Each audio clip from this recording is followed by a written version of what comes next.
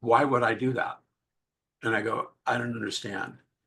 He goes, Gary, I run a business with over 10,000 employees. I've got an accountant who's been with me for 20 years, and I stay with my accountant of 20 years because he brings value to my life. Why would I stop seeing you? Am I in a crisis? No, but I get something from you almost every single session we have. Hello, and welcome to Local Leader TV, your go to podcast for insights and stories from top professionals shaping their industries. Each episode brings you face to face with experts who share their journey, challenges, and key strategies that lead to success. Now, here's our host, Justin West. All right. Hey, everybody, and welcome back to Local Leader TV, your go-to podcast for insights and stories from top professionals shaping their industries. Each episode brings you face-to-face with experts who share their journey, challenges, and key strategies that led to their success. Whether you're a business owner, a professional, or someone looking to stay ahead, we're here to help you navigate the trends and opportunities that matter most. Because in today's fast-paced world, knowledge is your best tool for success. Today, I'm very pleased to be joined by Dr. Gary Brown. Dr. Gary Brown, how are you doing today? I'm doing well, Justin. Good morning. Well, good morning to you as well. Before we get started, let's just jump right over and take a look at your website. Dr. Gary Brown is a psychotherapist. He's a licensed marriage and family counseling specialist, all of those things. We'll talk about all of that stuff here: marital, premarital counseling, trauma therapy, anxiety, depression, all of those things. And you can visit him online by visiting GaryBrownTherapy.com. As always, we will have a link down below in the description, but he is a therapist serving people all around the Los Angeles area. And if you are in need of somebody who can help you out, and by the end of this conversation, you will hopefully have a really good concept of who he is and what he can help you with, he's the guy to talk to. So visit GaryBrownTherapy.com, which again, we will have a link in the description down below. We have a couple sponsors today. Our first sponsor, this is a free shout out, and I will explain this to my listeners here shortly, is Loom. LOOM.com. Visit localleadertv.com/Loom to sign up today for Loom. Loom is a really unique software that I've been using for over 8 years. This is a completely free plug to them. It may wind up turning into an affiliate program at some point, I don't know, but it's a free service to use and get started with. I started using Loom over 8 years ago when they were a simple little service called Open Test. And what they allowed you to do was startlingly simple. You hit a button on your browser, and it would record your screen, and it would record your camera. And there's lots of other things that'll do that, but with Loom, it's always uploading immediately to the cloud. And so you can record a video, and as soon as you're done, hit stop, and it was already live. It would already have a link saved in your what's the word, paste box or whatever for your phone, your mouse. You can just paste it and send it to someone. It integrates with your Google, your Gmail, and everything else. So it gives them a nice little thumbnail of you showing them on their website. Well, I run a marketing company by trade, as you guys know. And years ago, I sent out probably, in fact, the very first year they opened, I was their #1 user. When I saw this tool, I'm like, this is so cool. I'm going to use it. And I made over 2,000 videos my very first year using the software back when it was called Open Test. I just realized, I don't know if I'm actually showing, am I showing the screen? Yeah. Okay, there we go. Anyway, and one of those videos I made over 8 years ago wound up in the inbox of a licensed marriage and family therapist out in Los Angeles by the name of Dr. Gary Brown. And then about 3 weeks ago, he just out of the blue reached out to me. And apparently the video I shot using Loom was powerful enough that it stuck in his mind all these years, and he bookmarked it and said, one of these days I'm going to talk to that guy. And so here we are today having this conversation because of Loom. So visit localleader.tv/Loom to sign up and use Loom as well. It is an amazing tool. As somebody who is online all the time doing videos and everything else, I can't fathom my day-to-day work without Loom. I use it every single day. So this is a tool that I use regularly. I am currently not getting any kind of affiliate sponsorship for this, but I just really believe in Loom and what they do. So visit localleadertv.com or localleader.tv/Loom to learn more and to sign up. Our second sponsor is Andropology. Gentlemen, if you're looking to take charge of your health and feel your best, listen up.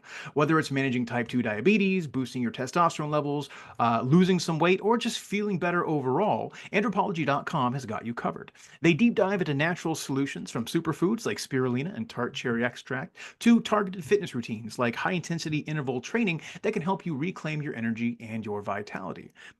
At Andropology, it's all about practical, science-backed advice tailored specifically for men who want to improve their health without all the fluff.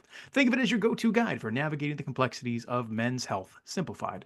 From diet tips to supplement recommendations, they have everything you need to get started making positive changes today. We're already 1 month into the new year, so let's get your new year started right. Visit andropology.com to explore the latest insights on living better and having a more vibrant life. That's andropology.com, where better health begins.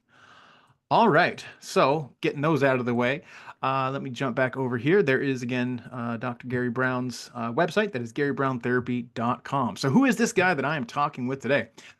With over 3 decades of experience, Dr. Gary Brown is a prominent psychotherapist in Los Angeles, doing private practice. He holds a doctorate in clinical psychology. He's a licensed marriage and family therapist, and the majority of his practice is working with individuals and couples with whom he helps navigate the challenges and opportunities that they experience during the different phases of their lives.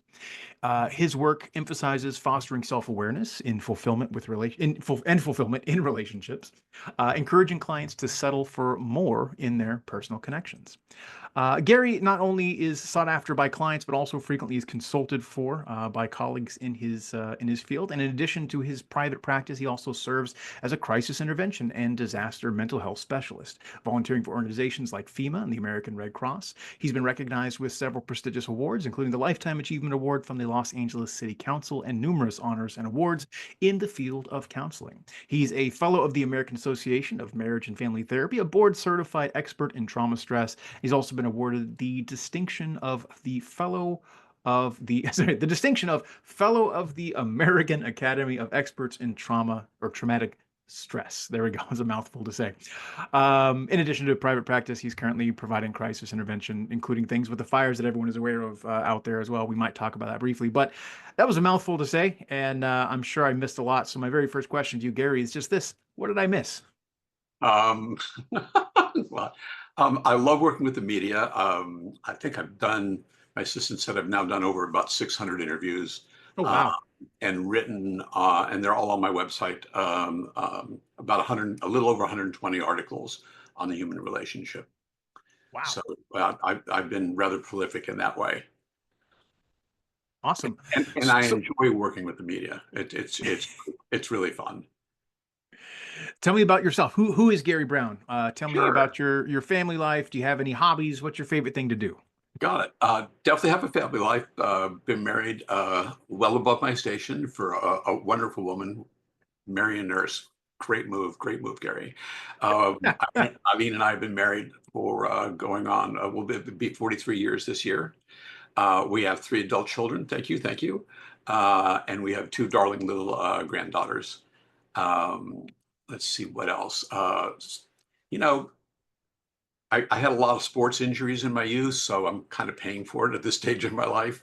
But I love playing golf. I just love playing golf. It's truly an addiction. But there's a treatment. Just play more golf.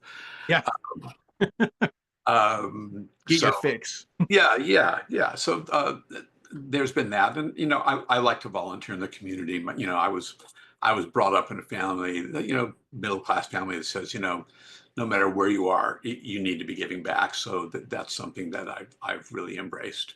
Um, and my family, I think I am fourth of 5 generations of military in my family. So at least one male, whenever there's a war, at least one of us enlists. So and that goes back to the Union side of the Civil War. Oh, So that's that's awesome. just a little bit of background. Oh, there we go.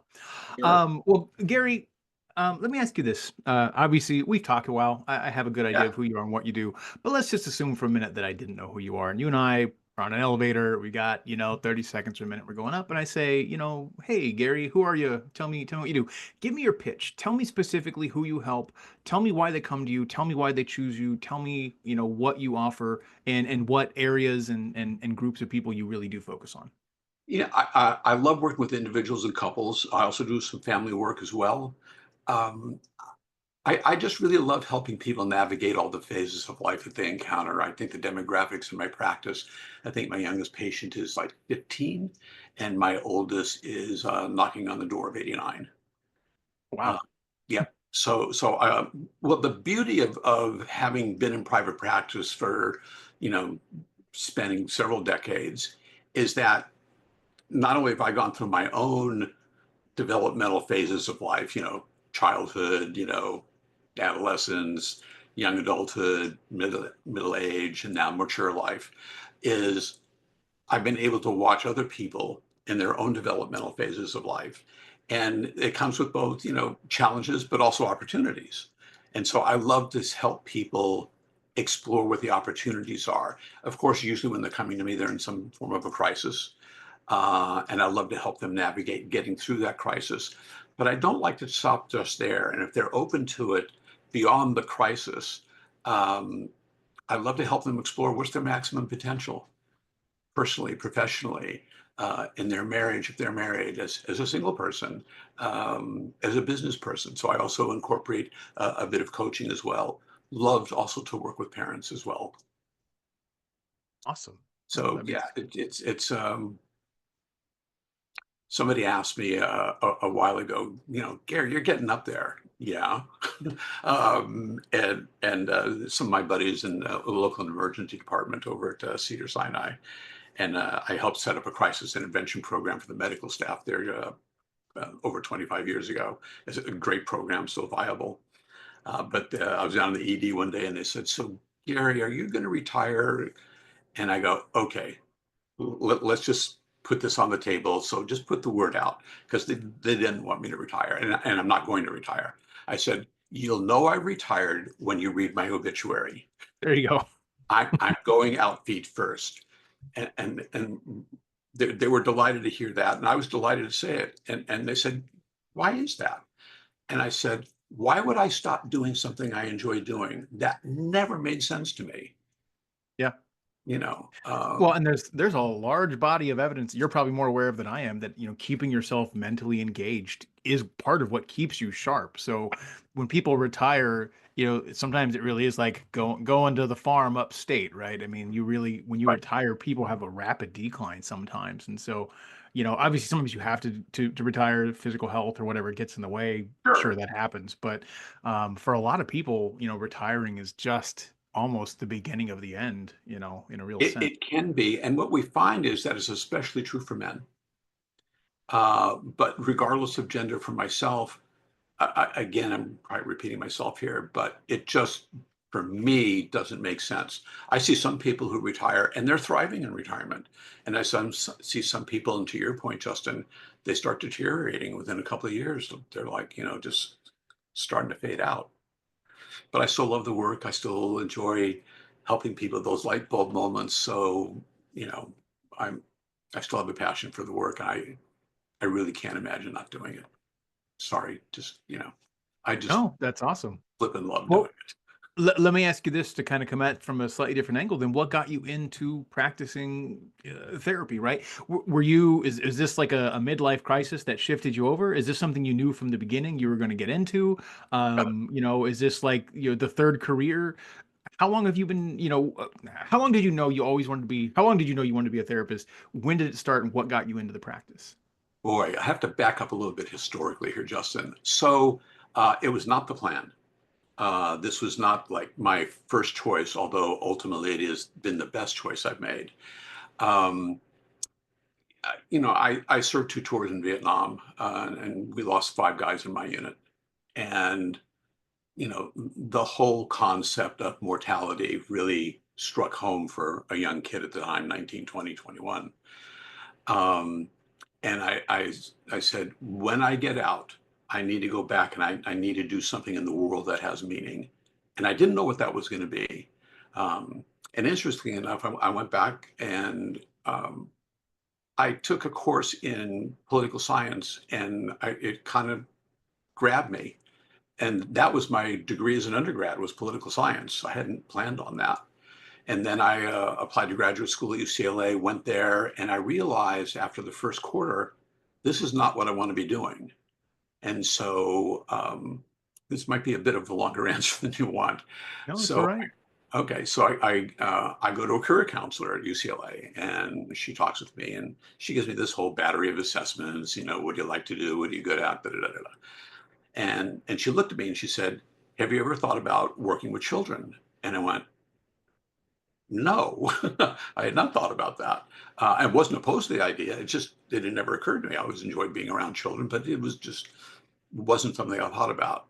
So she sends me to this Montessori school in Santa Monica, and I report to the principal, and I sit down there, and she says, "Would you please go to this first grade class? They're out in the playground right now, but report to the teacher. She's in the room." So I go there, and I'm uh, sitting in a beanbag chair. She said, "Could you read to one of these children?" I said, "Of course." So the little boy next to me, the little girl next to me, both sitting on beanbag chairs, and I'm reading to them. And I'm getting really engrossed. I forget what the story was, but I got really engrossed with it. And it was kind of a One cute thing. fish, two fish, red fish, blue Yeah, fish. yeah, but I could tell like they were digging it. And so after a while, I guess kids started coming in from recess, and I was hearing little sounds, but I was really absorbed in telling the story. And after about 20 minutes, I look up and I see all these bright little shiny faces. And I'm going, "Oh my God, this is what I want to do. I want to become a school teacher." So, long story short, UCLA, I could apply, but this was like mid-year. This is like January. So I went back and ultimately I applied to the School of Education at USC, got my teaching credentials there, did a little bit more graduate work. And then I taught in the inner city here in Los Angeles for about 6, 7 years. During that time, and I still had no thoughts of being a therapist at that time. I was starting to get burned out on teaching, not because of the kids, they were awesome. Um, but it was just like, I just felt like it was limiting for me. And I could see that some of the issues my kids were having in the classroom were related to things that were going on at home. And I still wasn't connecting any dots about that. But I just went, something needs to happen here to support the parents and these kids. Simultaneously with this, I was also working. I was dating someone, and she was at doing some volunteer work at a psychiatric board and care facility. It was kind of a halfway house between psych hospitalization and trying to transition them into life. Um, and so we were kind of a gateway for them to do that. A pretty severely disturbed population, the schizophrenia, psychoses, things like that. So, um, so I started volunteering there, and I volunteered there for several years. And one night we're all sitting around, and many of them have become lifelong friends. I mean, this is like 50 plus years of friendship. And one of the guys said, "Hey, Gary, how you doing?" And I go, "I'm just really struggling. I just don't know what the heck to do with my life right now. I love teaching. I love the kids, but I'm getting burned out. And I need to find something else to do." And he goes, "Oh," and there's about 8 or 9 of us sitting around on the floor. And he says, "So how are you feeling about the work you're doing here?" And I went, I love it. I love working with, we call them clients. I love working with clients, I really enjoy helping them navigate some of the challenges that they're having and helping provide them with opportunities and to see them expand and grow. I'm really enjoying that. And he said, "Well, they're really enjoying you." I said, "Yay. It's nice to hear." Uh, and he said, "So you like the counseling part of this?" And I go, "Yeah, I really do." And then he just stops, and everybody around the room, all my friends and colleagues are going, just kind of like waiting for me, and they're not saying anything. And all of a sudden I go, "Oh, oh, I'm supposed to be a therapist?" And they went, "No, you're not supposed to be a therapist. You are a You therapist. are a You just therapist. don't, you just don't have the license, degrees, and credentials yet." And I said, "Yes, this is what I want to do." And that was my light bulb moment. And they all started laughing and they were happy. Uh, and I said, "Okay, what do I have to do?" I said, "Okay, you got to go back and get your master's degree. You got to collect 3,000 clinical hours to get your license. And then you have to pass your state boards." I go, "Done." So how do I start earning hours? And they said, well, actually, we've been logging everybody's hours. You legitimately, from the 3,000 hours, have 2,371 hours already. So that Wow. you have in the bank, we would like you to get a couple of different internships so you can have a different experience than what you're having here. So I did another internship in a group setting, and then I did a private practice internship. Went back, got my master's, took my state boards, and got licensed, and here we are. Wow. So yeah, I took the polar route, but I finally found, my why, as they say. Yeah. That's a crazy story, but that's really cool. And yeah, it's funny because sometimes that's just how life is. It comes at you from the side, you don't even expect it, and all of a sudden you land not only on your feet, but land on your feet and doing better than you expected to be doing. So that's Yeah, phenomenal. yeah, no, and I'm grateful. I mean, I'm just grateful that I found that. Um, Saddens me that many people don't find their why. So I also love to help people find their why. That's really cool as well. That's a neat concept, and I think it's an important concept. I mean, that even connects into what we were talking about earlier with retirement. I think some people, when they retire, they almost lose their why, right? They like, what is my raison d'être? Why am I here? What am I doing? And for Right. a lot of, especially men, as you said, for a lot of men, a big chunk of that is their identity as a provider, their identity as what they do, their function, etc. So when you lose that, you lose. I imagine there's a big market. Do you experience this? Do you talk with people who have retired and then need therapy because they're trying to process exactly that concept? I do that, and it's actually a new field that's been emerging. I have a colleague of mine who I work with at Cedar Sinai, and he's since retired himself, but he's really semi-retired, and he's opened up a whole practice devoted to helping people navigate retirement and to help them make that transition. And he likes to start working with them before they retire. That's interesting. Sorry, right. I'm taking notes as you're talking here because that's just And, a and I do fascinating. that, of course, in my practice, just matter of course, as you imagine, I Yeah, have people all age ranges and some of them are transitioning. Um, Sometimes I don't like to use the word retirement, even though I'll slip it in every now and then. Um, but really making a life transition because retirement sounds like you're kind of giving up on life. I'm retired, and for some people, again, it's wonderful. They travel and, I certainly enjoy traveling when I can, and they have other things. They have community things they like to do. play Uh, golf every day, and, all day and, long. and honestly, I've cut back on my hours. I don't work the same hours I did when I was 30 or 40 or 50. But I still have a pretty full-time practice and still doing the work. But, I've throttled back. I'm pacing myself better. Well, that's interesting. Um, I had a side question I was going to ask, and I just lost it. Anyway, it'll come to me in a minute, probably. All good. So let me ask you this. Let me transition a little bit. One of my favorite questions to ask whenever I'm interviewing somebody, and it's a little difficult, probably a little different in your particular scenario doing therapy. But I talk to a lot of clients. I talk to a lot of people who, in their process of learning their trade, have stumbled and fallen a little bit. Sure. You bat long enough, as they say, nobody bats 1,000 eventually. Exactly. And I hate to think of a therapy fail, right? But maybe you can let my listeners know about, one of the biggest moments that you would consider maybe a setback or even just a lesson learned that you learned in your process of developing your trade as a therapist. And what did it teach you, and how do you carry that forward when you're working with clients? It's a great question. I don't see it so much as failures. I see it more as what are some of the biggest lessons you've learned? Um, and I think one of the things, and I actually discovered this late in my last internship. Um, the thing that I learned was that one size does not fit all.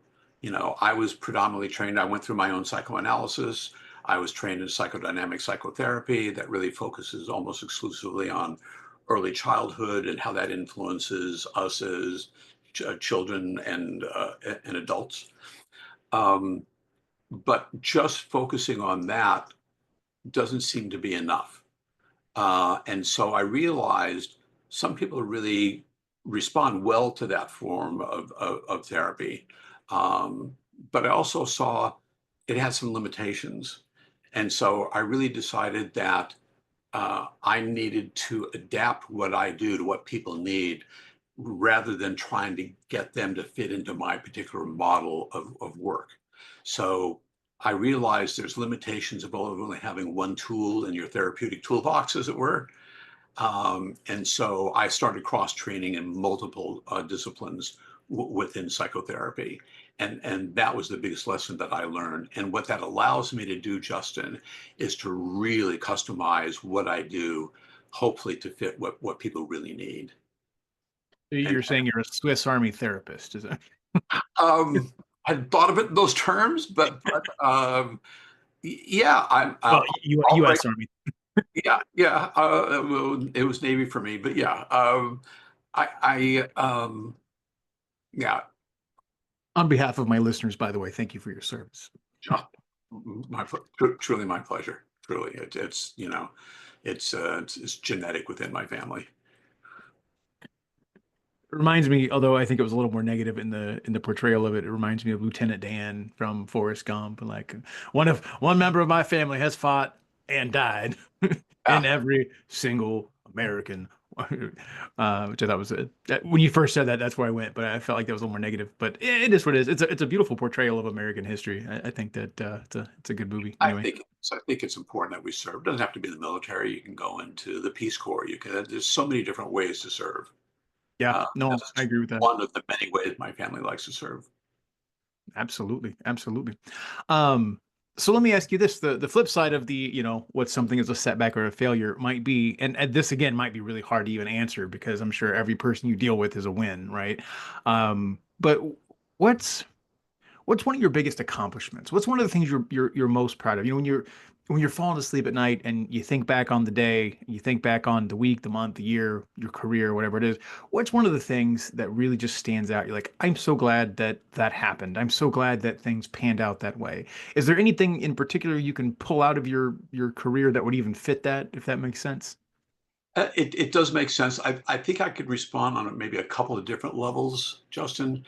I mean, on a micro level, it's really helping people get those light bulb moments, and it's those light bulb moments where they go, aha, oh, there's a different way for me to approach this. There's another way I can treat my partner that's really, going to enhance our love for one another, and you know, hopefully that happens a fair amount in my practice.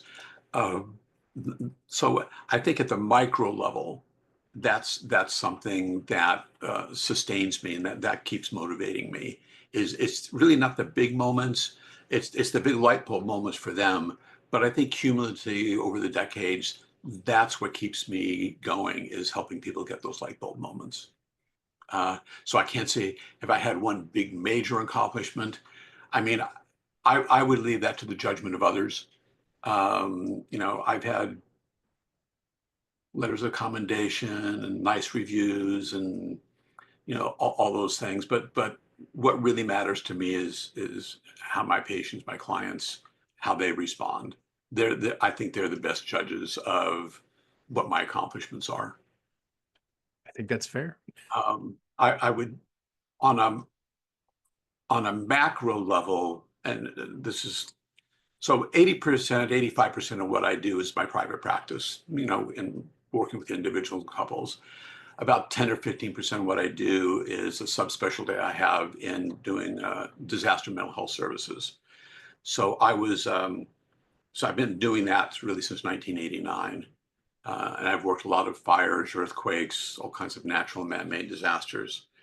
Um, when 9/11 hit, I was asked, because I work mass casualty incidents, um, I was requested by the Salvation Army to be the first disaster mental health specialist to work on the pile in New York City after 9/11. And I would say, sorry, because this one still gets me. Um, Sometimes I get triggered by some of the stuff that I do, right? Um, Yeah. Um, so I was working on the pile, and the first day, and they said, "Well, when are you going to start the interventions?" I go, "Well, I kind of want to tune into what the operational tempo is here and what the vibe is here." So I'm watching all the rescue workers. At that point, it was like about 3 or 4 weeks after. And I'm noticing relief workers were like collapsing on the pile and they were getting injured. And I noticed there wasn't any hydration. And so I went to my direct report and Major Neil Timpson. I said, Neil, I said, we're a hydration station. He goes, yeah, when are you going to start the debriefings? I go, they don't need debriefings right now. They need food and water on the pile. And you're telling me that they're working 3 to 4 hour shifts on there with no water. Mhm. And I said, we need to develop a protocol. So I work with Salvation Army, I work with the fire department, and I work with the FBI because they wanted to preserve their crime scene.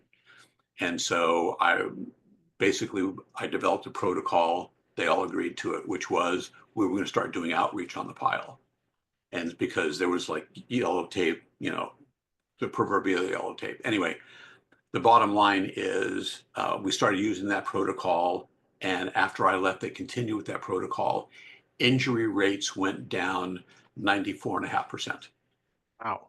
in the 8.5 months that were remaining after that. So at the macro level, I would say in my heart of hearts, that was the biggest accomplishment I made. And it was funny when I got back to LA, a lot of my mental health colleagues were going, so Gary, tell me about all the debriefings you did. I did a few.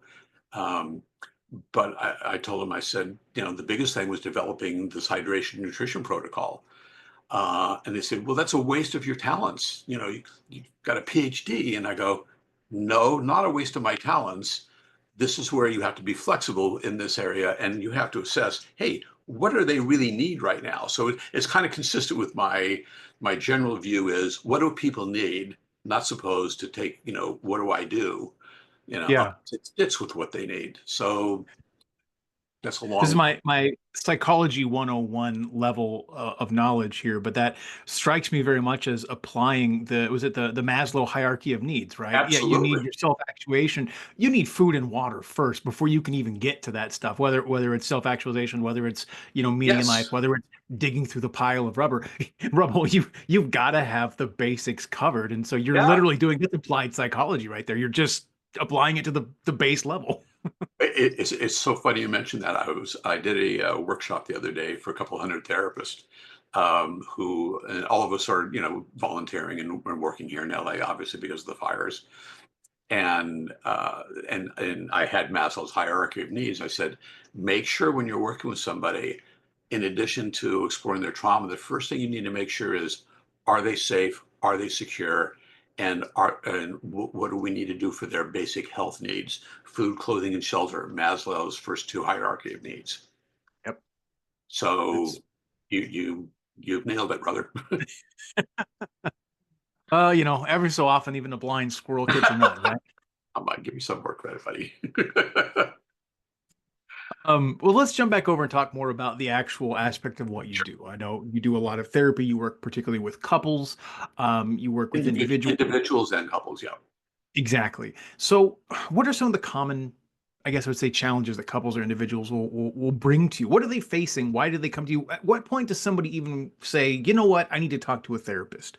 Like, how does that process even happen? For some people, therapy is a bad word, right? They're like, oh, therapist, I don't need someone to, psychoanalyze me. But clearly it's something that plays a very important part for a lot of people. So what does that look like? How do people come to the realization they need a therapist? And what are the challenges they're bringing to you?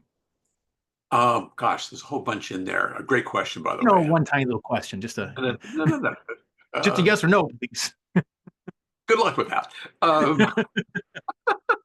So I'm thinking as I'm listening to you, I'm thinking of a famous psychiatrist, Dr. Bruno Bettelheim, and he had a wonderful quote, Justin. And his quote was, "If you can't talk about it, you can't put it to rest." And at some point in time, I guess people come to not that quote necessarily, but they come to the realization, you know what? I've been trying to handle this by myself. And oftentimes I can handle things by myself and I don't need a therapist.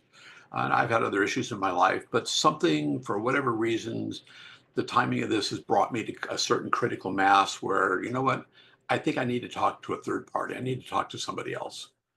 And it could be any variety of things. It could be an issue in a relationship. It could be an issue of work as well as personal. It could be a parent-child issue. It could be, gee, I've been living with this guy for 7 years, or we're ever going to get married. It could be anything in the area of human relationships where someone is experiencing a challenge, and for whatever reasons, their normal coping mechanisms simply are not working. And they just need another set of eyes and they want to get another perspective.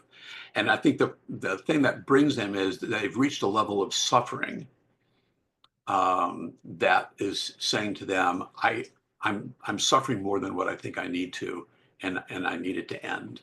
Uh, and so that's typically, in the broad strokes, what brings people to any clinician. It's an interesting way to put it, but I guess that makes perfect sense. Like you do, and I've experienced this to some degree in various relationships in my life, right? I'm sure most people have if you're honest about it. There's a friction and it becomes uncomfortable, and then you wind up just stewing in it, or I don't know the way I want to put it, wallowing. Yeah, I And mean, eventually it becomes an irritation, becomes, beyond an irritation, it becomes something that becomes, I guess, even like a distraction in your day-to-day life. You can't focus on regular things anymore. And you're like, I gotta solve this somehow. And eventually you're like, all right, if I can't do it myself, I'll reach out to somebody. yeah, and I mean, there are some common themes, and maybe I should give you a better answer than I did. I mean, a lot of it has to do with communication styles, misaligned values. Some people feel taken for granted in their relationship. Maybe difficulty being vulnerable. Maybe there's some stored up resentment. Oftentimes, not knowing what your partner's love languages are, not knowing what your own love language is. Do you like gifts? Do you like quality time together? Do you like physical touch? Do you like words of affirmation, acts of service, things like that? So uh, sometimes it's a matter of just trying to identify what those needs are, and then see what barriers there are, either externally or internally. Sometimes maybe the problem is me. What do I need to look at within me? It's easy to blame my wife, but that's kind of like a base level of response. Yeah. But it's only really when I'm looking in the mirror and I'm going, okay, Gary, what did you do to contribute to this issue that you're having with your wife right now? you know and it's getting people to that point where they can be more accountable, and it also then frees up a lot of the blame. And when you can do that and then take more responsibility, and somebody might say, well, it's all his fault or it's all her fault, that's typically a red flag. And by the way, I've been guilty of that. I still work. These are core issues for all of us. They're very universal. We all have this experience in our lives. I've yet to meet anybody who didn't. So what I love to do is help people dispel the fallacy of uniqueness. Like, oh, Gary, I'm going crazy. No, you're not going crazy. I mean, unless they actually are Yeah. psychotic. They actually have a psychotic break, right? I really don't see much of that in my practice anymore. And if I do, I triage and I send, I will refer out to another level of care that I think somebody is more qualified than I am. And I also have psychiatrists I work with. I mean, most of my patients are not medicated, but a few of them are, and I have good colleagues I work with. So, sometimes that can be the issue, particularly when working with mood disorders. Um, so I hope that was helpful, or a helpful response. Oh, I think it was. So I guess a corollary question to that would be, how do you measure outcomes, right? How does somebody know? I mean, obviously, if they feel better, that's probably at least one outcome. But is it always just about fixing problems? How do you measure success in therapy? How does somebody know what the terminus point is? Like, am I going to need therapy indefinitely for the rest of my life? Is this a short, like, one session thing, 1 month thing, 1 year thing? How does somebody know what they're even getting into, and how do you measure outcomes? So, kind of two questions in there. How long and how do I measure outcomes? When people say to me, Gary, how long is this going to take? What I've learned over the decades is I haven't a flipping clue. I have no idea how long this is going to take. I don't know you. I'm just meeting you. I know what the presenting problems are that you've said that you're reporting, and certainly we can work on those. And if I think I'm appropriate and a good fit for you, and you think I'm a good fit for you, I'm happy to help you work with that. But in terms of how long it's going to take, I've worked with people for 1 or 2 sessions. I've worked with people for 10, 20, 30 years. Um, they don't need me as a therapist for their own survival. Nobody in my practice really does. 95% of the people I work with don't need therapy. And when I say need, like because they're in such a compromised position, they literally cannot function. The vast majority of people who come to me, they may be in a crisis, but they just simply want to improve the quality of their lives. They could live without me. They could live without a therapist, but they want more. They're no longer satisfied with the status quo. The status quo for them is no longer fulfilling, and they're seeing the limitations of whether that happens to be in their lives. So then I guess the answer, the second part to your question, Justin, is, how do you know when they've completed a body of work? And I think that's really more for them to decide than for me to decide. Um, I remember, and I learned this lesson early on. I was working with a guy for about, I don't know, 3 or 4 years, and I hadn't worked with anybody that long before. And I said, so, we'll just call him John. And I said, John, we've worked for, a few years together. Do you think maybe it's time to terminate?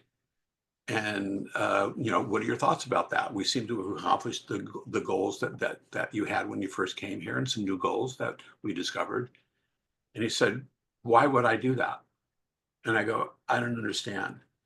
He goes, Gary, I run a business with over 10,000 employees. I've got an accountant who's been with me for 20 years. And I stay with my accountant of 20 years because he brings value to my life. Yeah. You bring value to my life. Why would I stop seeing you?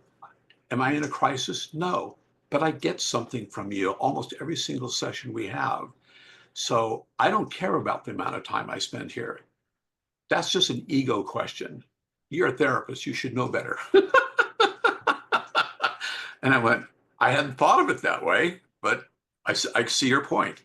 And it was at that point I realized it's really up to them to decide. If somebody feels like having me, or if somebody like me in the presence of their lives is adding quality and value to their life, then time goes out the window. It's simply a matter of, if they feel like they're getting value, great. Some people say, well, they're too dependent upon you. I go, you know what? They can function without me. They now want something different. They want me around to maybe bounce issues off of. Hey, I got this issue at work, or this new thing just emerged, or I've been working for several years, but now my kids are starting to empty the nest, and I don't know what to do with my life. So I mean, that's just kind of how it goes. So I don't think of therapy anymore in terms of time. I just don't. I think of quality of life, and I let them decide. Interesting way to put it. But that makes sense at the end of the day. It's not your typical response. No, There are some people who have certain things. Oh, you know what? I will cure you in 10 to 12 sessions. You know, yeah, I don't even know how you could predict that, right? well, there are certain modalities of therapy in certain situations that actually do work in a time limited basis, where you can do really short term, and I do some of that.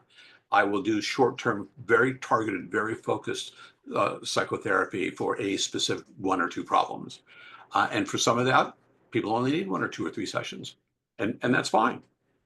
But the issue of time is just, it's a non sequitur for me. What would be a 1 or 2 session type deal, if I can ask that question? Because now I'm just Of curious. course, yeah, absolutely. I mean, obviously, I can't reveal names or anything. Well, no, obviously. I remember early on in my practice, it was a great question. It's bringing back actually a very fond memory. So I had this young couple come to me. I think they were 18 or 19 years old. They had been high school sweethearts, and they fell in love in I think middle school, and dated throughout high school, and got married. And so they came to me, and I said, so how can I help? And I think I was still an intern at this point in time. And they said, well, you know, we really do love one another, but we realized we got married too young. And I go, okay. So what tells you you got married too young? Other people got married at 18 or 19. And they said, well, we kind of feel like each of us, and we love one another, but we kind of feel like we should go out and we should have other life experiences. And maybe we'll get together after that. But, both of our families are really invested in us staying married. And I go, yes, but this is your marriage. You get to decide, what you want to do with it and what that means to you. And they said, well, we just need somebody to give us permission to do what we need to do. And I said, well, you don't need my permission, but if you want it, I'll give you. You have my permission. You can go ahead and end your marriage and go your separate ways. And maybe at some point down the road, you either reunite or maybe you'll find other people that you feel more compatible with. Although you guys seem like you're pretty compatible, but you want to go out and have life experiences. So if you need an adult to tell you that, go do that. Uh, and they look so happy and relieved when I just said that to them. And I take exception to the part where people say therapists shouldn't give advice. I think sometimes people want some guidance, and you know you don't want them to totally depend upon you for every decision they're going to make. But I just view it as consultation. So that was my guidance. So they said thank you. They went ahead. I think they got their marriage annulled. I think it was soon enough where they could do that. About 8 or 9 years goes by, and I get a call from the what I thought was the ex-wife, and she said, both, I'm going to call them Jim and Mary. She said, we've been doing, we actually went off. We dated other people. We lived with other people. We had other experiences, and we've reconnected. And we've decided we want to get married, and we would like to do some premarital counseling with you. And so we did that for a while, and they now have 4 children and have been married. I talked to them recently. They just called for a checkup. And they've been married for, I don't know, I think it's like about not quite 30 years. So, That's a very interesting account. so there's your one session, and there's Oh, been yeah. other examples of 1, 2, 3 sessions, and that's fine. Yeah. And there's also examples on the other end, 20, 30 years, and it's fine. Whatever people want, whatever they need. So speaking of 20, 30 years, you've been practicing for a while, and I have to say the whole world has changed in the last 20 or 30 years. Um, That's for sure. I mean, the biggest changes are the internet, the social media, they are all pervasive. They follow you around on the magic little black rectangle that fits in your pocket, and we all just kind of worship on a daily basis, right? Sure. And I'm Privacy. sure, especially from a therapy perspective, you have probably seen some major changes and some major trends developing, particularly around social media. What kinds of issues are you seeing arise? How do you help people deal with those issues? So, I mean, I guess the first thing that comes to my mind, Justin, is the addictive nature of social media, the addictive nature of our little, as you say, our little black boxes here. Um, the brain wants that dopamine hit, and this is a way to get a dopamine hit is, oh gee, how many likes did I get? Or how many followers, how many influencers, how many, all that stuff. And I kind of call that as self-esteem by proxy. We're dependent Yeah. upon others for that affirmation, right? And I'm not saying I'm not above that. I like to hear an attaboy and, like anybody else. I can't say I'm fully actualized and I don't need anybody's approval or words of affirmation. I do. Um, but it's at the point when we become addicted to it. And I think social media has done that. I think a lot of the electronic age in general has done that. And of course, the big emerging, elephant in the room now is AI. Uh, Yeah. and there's aspects of AI. It's interesting. I just did an interview for a research firm who wanted to understand how AI might be impacting mental health. And then this is a firm in London.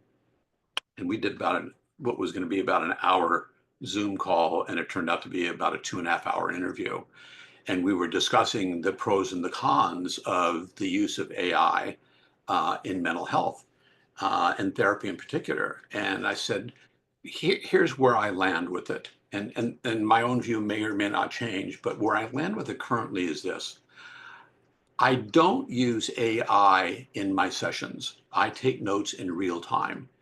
And a lot of my younger colleagues have said to me, but Dr. Brown, why don't you let, X company that you can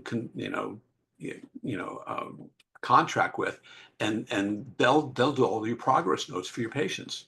And then you won't have to write anything. You just have to sign your name. And I go, really? So where does this recording belong? Well, it's in the cloud. I go, well, the cloud is a server farm somewhere. And if the server farm gets breached, because it's not encrypted enough or somebody's finding a way around the encryption, then the identity of your patient could be known and what they say could be known. And then, and there's been ample evidence of breaches of healthcare records. So I don't use modern technology in terms of as it relates to direct patient care. Um, the science has evolved and in ways that I like. So if I'm starting to write an article, I might do some research using ChatGPT, and I do. And I will use it for that function, but I will not use it as it relates to direct patient care.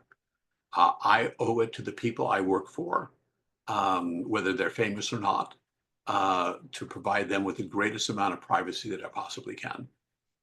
And so that's where I land with the current science as it relates to social media. Well, I should add a little bit with parents. I really encourage them to limit their children's time because children are losing the ability to have actual direct human interaction. They think all their relationships are being happening here, and they're not developing social skills. And Yeah. COVID really highlighted this because now our children, students are now at home in front of a screen. They don't even have the benefit of person to person contact with their peers. This was highly destructive to mental health for children and really put a lot of children back developmentally, both socially, psychologically, and academically. So I'm not a fan. We personally, we have 5 kids, and we've done what we can to limit exposure. Although there's definitely other families in our circle that are far, I don't know the word I want to use, far more Luddite than we are, right? Our kids have a video game system, and they have what like none of our kids until they hit 18 have a phone. We have one like kid's Oh, phone. Our kids all have to share, which of course also makes it so they don't have social media accounts, and even if they did, like they wouldn't be posting anything problematic because right. all of their siblings and their parents have access to that phone. So there are Sure. some simple low tech workarounds, but yeah, it's I don't know. I don't know what the solution is because there is such. I mean, we're having a conversation right now using technology, and Sure. it's going to go out on social media, and hopefully it'll get seen by people, and they'll get likes and shares. I mean, everyone wants that to be sure, and it's a valuable way to get good information in front of people. I view this podcast as a way to get the information of who you are in front of potentially people that could be using your services. Licensed marriage and family counseling in Los Angeles or somewhere in that neck of the woods, right? And that's important, but yeah, there has to come a time. I remember hearing stories that was it back when he was still alive, Steve Jobs wouldn't let his kids interact with any of the actual products his company made because he Right. recognized how addictive they were. And I don't know what the solution is. And the solution can't. I don't think it can be a top-down solution. It has to be almost an organic grassroots awakening of the individual to say, I need to stop this. No, I mean it's this technology is really seductive. These companies, I won't name them by name, but these social media companies, they pay neuropsychologists and behavioral psychologists millions of dollars a year to help them promote this addiction. So I'm a bit of on a jihad about this. I think it's done a really huge disservice. Um, and I just think we need to be very careful about the cultural norms that we're establishing right now. It's a little bit scary to me, frankly. But I am encouraged because young parents are beginning to see some of the limitations of this. On the one hand, these electronic devices are great babysitting devices, uh, but and on the other hand, um, they have their limitations. And we've talked about that a bit here. Yeah, no, that makes perfect sense. It's a weird world that we live in. Any other big changes coming down the pike technologically, in what you do? I mean, obviously you mentioned AI and some people use it and some people don't. Are there any other big, uh, groundbreaking, earth-shaking, sorry if that's a California pun, uh, No, changes no in the problem, trend? brother. It's all right, dude. No, can't believe I said. What's coming down the pipeline, technology-wise Sure. in your realm? So, in the field of mental health and psychotherapy specifically, uh, again, there's great research happening with AI, and so I'm a big fan of it from there. Um, I was with a patient the other day, and she was wanting some tips on how to do something. So I said, so here's some different strategies you could use. See what you like that works. And she said, well, funny, I was using ChatGPT yesterday and it said everything that you just said. So why do I need you? And I go, well, maybe you don't need me. Maybe you can have a relationship with a robot, and that's okay.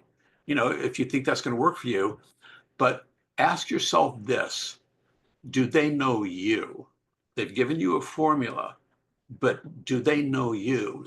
Can they empathize with you? Can AI read your body language? Can AI hear your tone of voice? Can AI see your facial expressions? And I would suggest to you that AI can be helpful with giving you some tips, but it doesn't know you specifically. You are a unique individual amongst 8 billion of us. And there will never be a chat GBT or robot in any form that's going to totally be able to know you. So give that some thought. The very next week, she comes back to me and she said, I really heard what you said. I'm still using it, but it also gave me some advice that doesn't fit for me. And now I understand what you're talking about. Huh. Speaking of body language, etc. And we were talking about this a little bit beforehand. You talked about, COVID, obviously something we all lived through. It's hard to believe that was 5 years ago, but that was 5 years ago. Well, Um, it's still happening. I had a colleague die last month from it. yeah, I But, mean, but the it's the, the endemic. I mean, lockdowns and yeah, the number and of fatalities is definitely lowering. yeah, no, and thankfully too, right? And hopefully we don't see anything like that again coming down the pipeline. Um, I You're talked to listening a lot of out people there, Justin.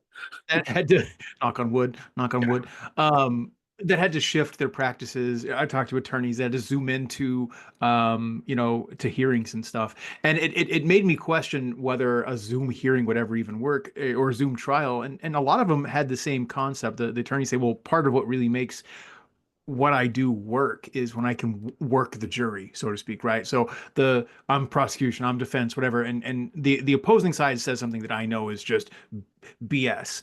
And I'm Okay. able to look and make eye contact with a juror. And he looks at me and I look at him and I know he knows what I know. And we just connected in an interesting way.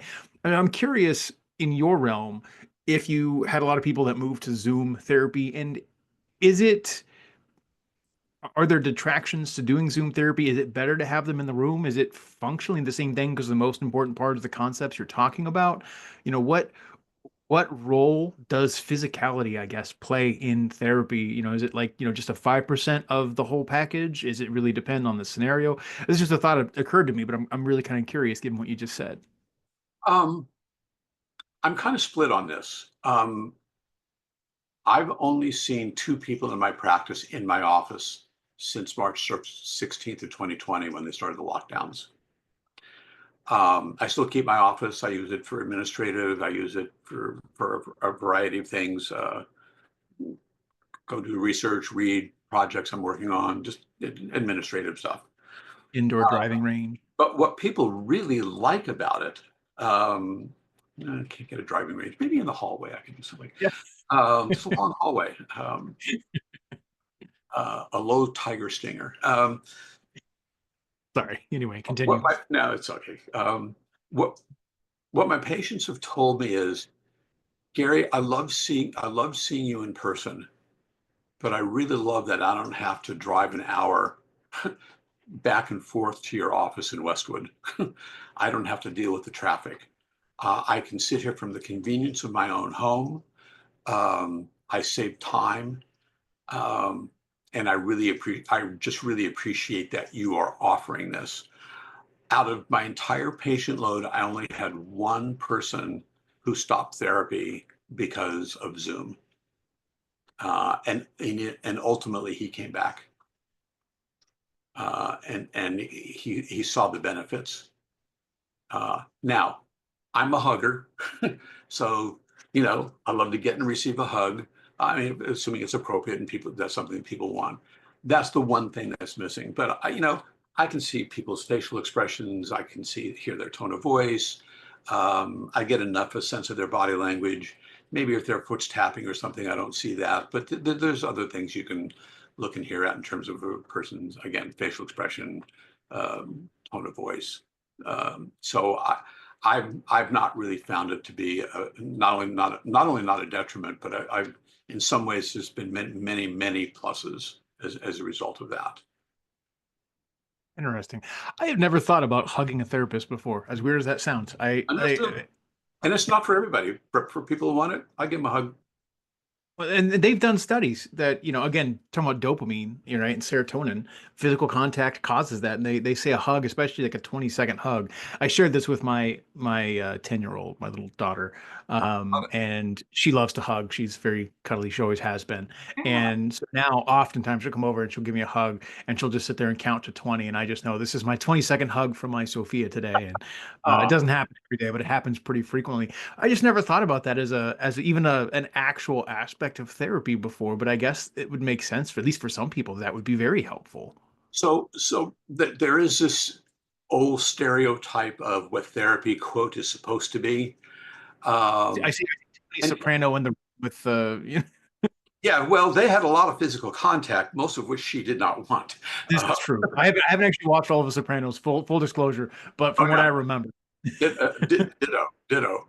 Um, Elaine Brocka, by the way, did a fabulous job as Dr. Melfi. She did an incredible job of portraying that character. Um, so look, there have to be appropriate, healthy boundaries to that. But we are hardwired for connection as mammals, just not just as human beings, but just as mammals altogether. We're hardwired to feel connected, both physically and emotionally. So that would be a potential drawback. But again, my patients reporting me, no, this works out great. It's just so much easier to be in therapy. And for some people, they've said, I'm actually in therapy now because I don't have to drive a long distance to get to my therapist. I don't have to deal with the traffic. And I really like the comfort of being in my own home. So I'm just going for what they tell me. Um, Total side note, but Sure. I'm really curious now to get your opinion on this as well. We were just talking about the Sopranos. Yeah. Different people have, I talk to a lot of attorneys, and of course, I talk with a lot of injury attorneys. They're one of my main clients in my actual business, and they get the short end of the stick when it comes to popular media portrayals. The ambulance chaser, and I think they fill a really important role in society. They bring justice to people that are injured, and I think that in general they get a really bad rap. I'm curious about your view on pop culture portrayals of psychology and therapy. Are there any particular portrayals you think are really good, like from The Sopranos, or some that you think are negative or even like harmful to the concept that you're aware of? Obviously, I'm sure you don't know every single portrayal of a therapist, but what are I your mean, thoughts on? I think some of them are really good. I think some of them suck. I'm not going to name them by name because speaking of attorneys, I don't want to get subpoenaed by one if I Yep. happen to, a big name Hollywood client that they have or something like that. Um, I think probably one of the best portrayals in my mind, in my heart of hearts, of what a therapist should be and can be was Judd Hirsch's portrayal of the psychiatrist in the movie Ordinary People. If you want to know about my style, um, and again, this is just my 2 cents. Somebody else might have a different idea of portrayal of what a therapist should look like. But I think Judd Hirsch's portrayal of the psychiatrist in Ordinary People is probably the archetype that I would look to. Most reflects. He's human. He's conversational. He'll talk about his own issues. He sees what the core issues of the person are. In a very loving way, he helps them navigate that. He also displays a lot of courage. He will say things, he said things as a therapist that the stereotypical therapist, at least as they're portrayed, would not say. And I guess this goes to another point. I think it takes a lot of courage for someone to go to a therapist. And they don't talk about this a lot or enough, at least when I was in graduate school. I think it takes tremendous courage to come and talk to a total stranger and reveal some of the most intimate, private details of one's life. And I don't take that trust for granted, not one bit. And I also think it takes courage on the part of the therapist. And this is what I really liked. And I saw this movie when I was interning, and it was really formative for me. And I went, that's what I want to be as a therapist. Um, but it also requires courage on my part to maybe sometimes say things that are really uncomfortable for someone to hear. But if they know that I'm saying it in a way that's loving and they can assume my goodwill, maybe they can hear that thing that maybe they don't want to hear, but maybe they need to hear. And one of the things that people have told me they've come to see me here is they heard I'm the therapist that will tell them what they actually need to hear. Um, and not only do I not take that for granted, there's a tremendous amount of responsibility that goes along with that in terms of how to convey that message in a way where you can share something with someone and say, I think you might have a blind spot here, and here's the impact it seems to be having on your partner, or here's the impact it might be having on you at work. And if you could look at this part, it might be helpful in your communications with whoever you're involved with in this situation. And if they can hear that in a loving way and look at themselves without blaming themselves, without shaming themselves, but just go, wow, yeah, I guess I do that. Okay, Gary, can you help me navigate this? What's a better way for me to interact with someone? That's a great payday. That's, Yeah. and I will talk about during sessions, I'll talk about my own limitations. I will tell people, hey, Eileen and I had this thing the other day, and at the end of the day, I came to realize that was mostly me. That was my issue. And I felt embarrassed and I felt, stupid. And I felt, you know,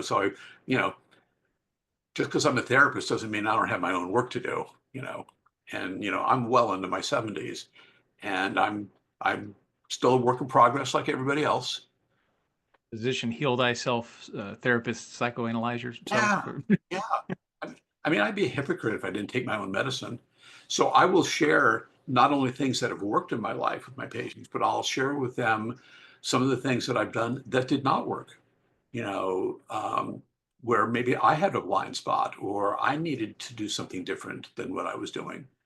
And I think that kind of brings the humanity of it and kind of the universality of the human experience when a therapist will disclose. Now, you don't want to make a session all about you, you know, but and but I think self-disclosure on the part of the therapist helps really build trust and rapport. and they go, wow, he's got the same issues I've got. He may be dealing with them differently than I do, and maybe I need to learn about how he deals with the same stuff that I have to deal with. So Yeah. Huh. That comedic line. That's enough of me talking about me. Now you talk about me. yeah, yeah, yeah. Hopefully this is not that, but yeah. Yeah. So let me ask you just a perfunctory question here. How do people work, right? You're based out of Los Angeles. Yes. You're on the kind of the west side of LA, yeah? West LA, but I really actually since COVID I serve all of California. So That was one of my questions is do you work even out can you work outside of the state? Have you worked with clients so, internationally? um, Like, or I, is it I because you're licensed in the area? Tell me sure. about that and tell listeners how to contact. I do have coaching clients outside the state of California, but within the state of California, I do some coaching, but mostly psychotherapy because this is the state I'm licensed in. So, and there's no reciprocity. California doesn't offer reciprocity outside, but hopefully that will change at some point. But yeah, since COVID, I probably 20-25% of my patient load is in either the Bay Area up in San Francisco, Orange County, um, La Jolla, Palm Desert. Um, yeah, so in addition to here, West LA and South Bay, and um, pretty much all the areas, local areas around here. Only because I work remotely, Yeah. is the vast majority of therapists. Yeah, but it opens up so many possibilities, which is Oh yeah, it's kind of neat yeah. at the end. I mean, I used Well, to have people drive in from Palm Desert, yeah, and now they don't have to do that 2-hour drive. You yeah, know, we would do phone sessions occasionally. yeah. That would make sense. Well, Gary, you have been very generous with your time, and we have covered an awful lot of topics, and I'm sure we could just keep digging and digging and digging, but I want to be respectful of your time. So here in a minute, I'm going to ask you my closing question, and that closing question for my listeners is simply this: if we were to go back in time and meet a young Gary Brown, maybe pre-Dr. Gary Brown, and you could give yourself some advice other than the obvious, which is buy a lot of Bitcoin and hold it till it crosses 1K or 100K, right? But if you can give yourself some advice, For what a advice minimum would of 4 years, by the way. yeah. Sorry, financial advice to track that. Well, what advice would you give yourself and why? While you're percolating on your answer to that, we're going to jump back over and take a look at your website again. So I am talking with Dr. Gary Brown. He is PhD, LMFT, FAA, ETS, and a whole bunch of other credentials as well. Licensed marriage and family therapist, working out of West LA, but serving clients all over the state of California. If you are having an issue and you think that the advice of a therapist could help you, strongly recommend reaching out to Gary. You can visit him online again at GaryBrownTherapy.com. You can learn about his philosophy. You can learn all about him at his website. Again, we'll have a link to that in the description down below.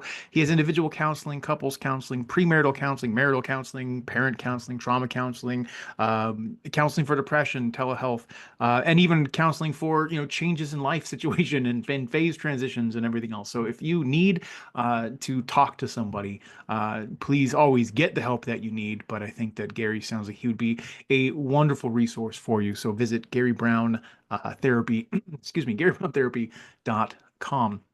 Our final sponsor for today is Rank with News, which has cookies on. There we go. Is not being in the news regularly costing your firm or your business credibility and visibility? Do you feel that getting found in Google search is more about dumb luck than science? If there was a guaranteed way to get your law firm or your business featured in major national publications like Yahoo News, Forbes, Bloomberg, Business Insider, and others, and to see those ranking locally and even nationally, sometimes in as little as 8 hours for major competitive keywords that people are actually searching for, what else would you need to know? Rank with News is simply the most powerful way to hit page one in under 2 weeks safely and organically, and oftentimes permanently. It's like guaranteed SEO or search engine optimization SEO on steroids, ranking quickly and sticking long term. If you're tired of poor visibility for your business, visit rankwith.news to learn more and book a time to speak with a specialist about featuring your firm or your business in major national 8-figure traffic sites that can launch you to page one in a matter of hours and help you dominate your local marketplace. Get media exposure, rank higher in Google, build credibility, and win more customers and clients with rankwith.news. All right, so Gary, we travel back in time 30 years, 40 years, I don't know. And without breaking the space-time continuum, which is, of course, something you should always be very concerned about when traveling through time, you're able to go over to yourself and just whisper a couple of words of advice in your ear. You don't have time for a giant monologue, but you can just give yourself a couple of, a piece of quick advice. What advice would you give to yourself, to young Gary from 30 or 40 or 50 years ago? Good Lord. Um, even though And of you course, tried to they think about also, it, and you even and gave don't, me as a preview question, I still can't answer it. yeah. Um, I guess I have a few answers. Some of them are personal, some of them are professional, Justin. Um, Actually, one of the personal things that came up for me was uh, make make sure that you honor your need for connection with others, and make sure you honor your need for connection with yourself. And you don't have to live behind a mask. That was a big thing that happened for me. It's too long a story. But at the age of 25, I had an experience that where for 25 years, I really didn't disclose my inner world at all. Um, I either felt too ashamed or too embarrassed, or people won't like me, or they really knew this about me. And it was really nothing horrible. It was just like, I just didn't trust that I was worth loving. And then I realized I could share my inner world and people would love me. Not everybody. I don't expect everybody to love me. I'm not that much of a narcissist. Um, but you don't need everybody to love you. And so you can take chances and see who can you connect with in this world whose values are aligned with yours, in terms of the need for love, affection, the need to be connected. Um, so I would go back and I would tell little Gary as a child, you there's going to be a point in time when you're going to be the master of your own life and you can write the script for your own life. And when that happens, go for it. That's a good Follow way to your put it. dreams. As it relates to falling in love, because I get this question a lot. Um, Gary, tell me about falling in love. And I go, falling in love is delicious. I met Eileen and fell in love with her in 20 minutes. So I believe in love at first sight. But I also believe in the following: follow your heart, but bring your brains along for the ride. um, you know, Combine those two, and I think that would have served me better when I was younger. But the good news is I came to that realization in my mid to late 20s, and that was really helpful. And You remember, came to that realization in enough time. yeah, and life takes courage, Yeah. you know. But if we display courage and if we're willing to look inward, uh, gosh, so much of the world opens, so many possibilities open up for people. I love seeing people realize, oh my God, I didn't realize I could have a life this good. I had no idea. I had no concept that I could be feeling what I'm feeling. And when I hear that, that's just a great payday. Yeah. I don't know if I'm answered your question here, Dustin, but that's where I want. That works. It absolutely works. Well, I always like to let my guests have the final word. Do you have any parting thoughts of wisdom you'd like to leave our listeners with, Gary? Um, I can't think of anything else other than what's happened in this interview. And Justin, I want to thank you for this interview. Um, I've done a number of interviews for media locally and nationally, and but you're a great interviewer. This is absolutely a pleasure. And I really want to thank you for this. You're very much like me. You're just kind of conversational. And I felt very relaxed with you. Really enjoy, and I'm glad I kept that email from 8 years ago. And I went, because I knew at some point in time you and I were going to connect again. And here we are. So thank you. I hope I did a good job for you, and I hope I did a good job for That's you. the other piece of advice you give to yourself, right? Hey, you're going to get an email from this guy. Hold on. Well, this has been Local Leader TV. I am your host, as always, Justin West. I've been talking with Dr. Gary Brown. Before I wrap up, I do want to remind our listeners that the information shared in today's conversation is for informational purposes only and should not be considered professional therapy or counseling advice. If you're seeking professional therapy, please consult with a licensed therapist or mental health professional in your area. Each individual situation is unique, and a trained professional can help provide you tailored guidance. But if you're in the Los Angeles area or anywhere in California, really, I think that Dr. Gary Brown would be a wonderful resource for you. So again, down below, we will have links to his website. You can go online, GaryBrownTherapy.com. You can fill out the form to request an appointment or learn more about him and his services. I think it'd be really great. If you're watching our podcast, we always do appreciate a like, a subscribe, and a share. If you're on any of the podcast repositories, please feel free to rate us and review us as well. And the most important thing is, if you know somebody after listening to this podcast that could benefit from the knowledge in this podcast, please share this with them. That's the number one thing that helps this channel grow, but also helps people get the help that they need. So if you know someone, particularly in the California area, that's dealing with a marital stress issue or a trauma issue or whatever it happens to be, please feel free to share this with them as well. And until next time, this is Justin signing off. Thank you guys for listening. We'll talk soon.